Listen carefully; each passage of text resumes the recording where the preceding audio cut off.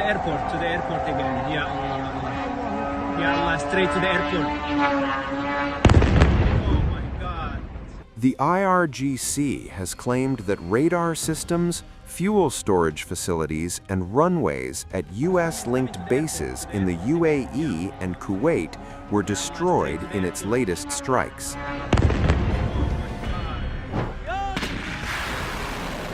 In a statement released on Saturday, the Islamic Revolutionary Guard Corps, or IRGC, said the newest phase of its operation involved large-scale combined attacks using new-generation missiles and drones against U.S. positions. According to the statement carried by the IRNA news agency, one of the primary targets was the Al Dhafra Airbase in the UAE, where precision missiles and drones struck key installations. The IRGC said the attack destroyed an advanced early warning radar system, hangars used for maintaining MQ-9 drones, and facilities linked to U.S. reconnaissance aircraft, including the U-2.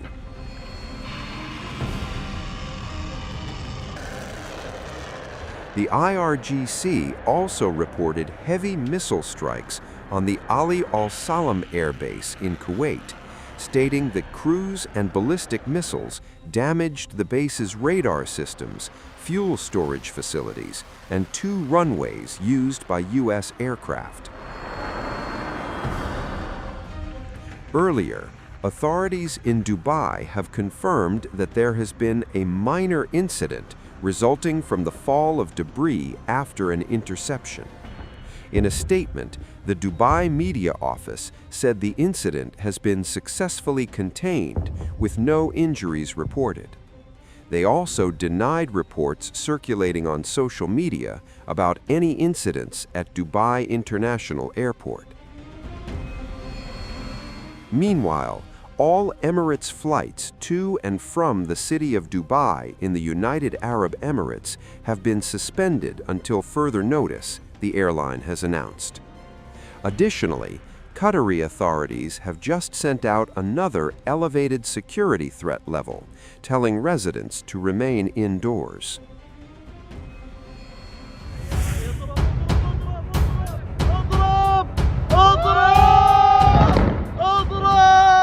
Iran reportedly struck a key high-value U.S. missile defense radar in Jordan, which is critical for the Gulf region's security. According to a Bloomberg report citing a U.S. official, Iran managed to destroy the radar system, worth $300 million. It was a core part of the U.S. missile defense network in the Gulf, providing crucial data to track incoming missiles and guide interceptor batteries like THAAD and Patriot. Without this sensor, missile defense systems could face delays in detecting and tracking threats. CNN, citing commercial satellite imagery, earlier reported that satellite photos show an RTX Corp ANTPY-2 radar and support equipment used by U.S. THAAD missile defense systems was destroyed at Muwafaq Salti Airbase in Jordan in the opening days of the war. A U.S. official later confirmed the destruction of the equipment. Data gathered by the Foundation for Defense of Democracy's think tank show 2 reported Iranian strikes in Jordan. One was destroyed on February 28th, and the second was on March 3. Both were reported to have been intercepted, as per Bloomberg. If the attack on THAAD is true, this would mark Iran's most successful attack so far. U.S. Terminal High Altitude Area Defense, or THAAD, units are meant to destroy ballistic missiles at the edges of the atmosphere, enabling them to engage more difficult threats than shorter-range Patriot batteries.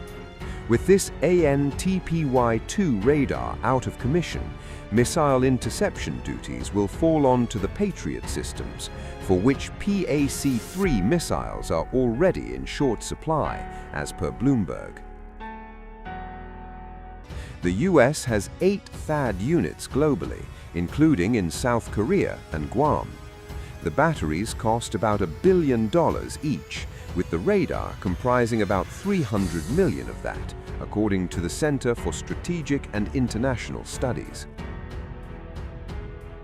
A THAAD battery consists of 90 soldiers, 6 truck-mounted launchers, and 48 interceptors, 8 per launcher, 1 TPY-2 radar, as well as a tactical fire control and communication unit. Each interceptor missile, manufactured by Lockheed Martin Corp., costs about $13 million. During the initial days of the war, an AN/FPS-132 radar in Qatar, a fixed installation unlike the mobile THAAD system, was also damaged in an Iranian attack. That system is an early warning radar designed to spot threats at extreme distances, but without the precision needed to launch weapons at them. Iran's unprecedented retaliation using missiles and drones has overwhelmed US air defense systems in the Middle East.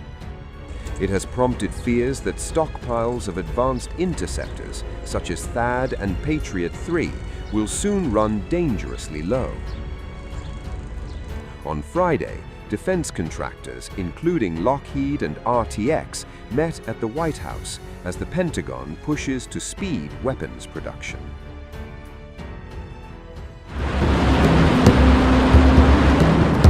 Iran's Islamic Revolutionary Guard Corps says it has launched a large-scale attack on U.S. military bases across the Gulf region.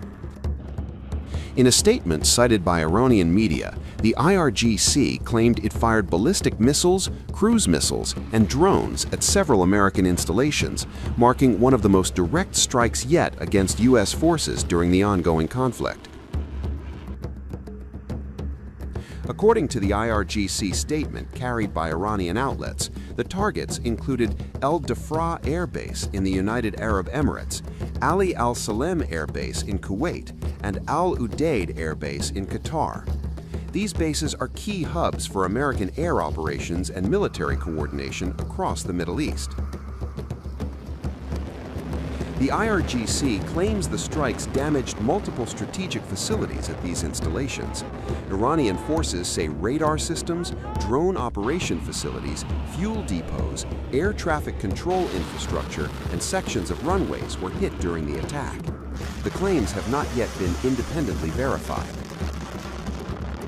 Iran's elite military force also issued a warning following the strikes. The IRGC said retaliatory operations would continue and warned that Iran's enemies should expect what it called further decisive surprises on the battlefield as the conflict escalates. Meanwhile, the United Arab Emirates has confirmed casualties following the attacks. The UAE Ministry of Defense said Iranian strikes on the country left 3 people dead and 112 others injured. Authorities said the victims include citizens from 19 different countries. Officials in the UAE said emergency services responded quickly to the strikes, and the injured were transported to nearby hospitals. Authorities have not yet released details on the nationalities of those killed, but confirmed that the wounded include both foreign nationals and Iranian citizens.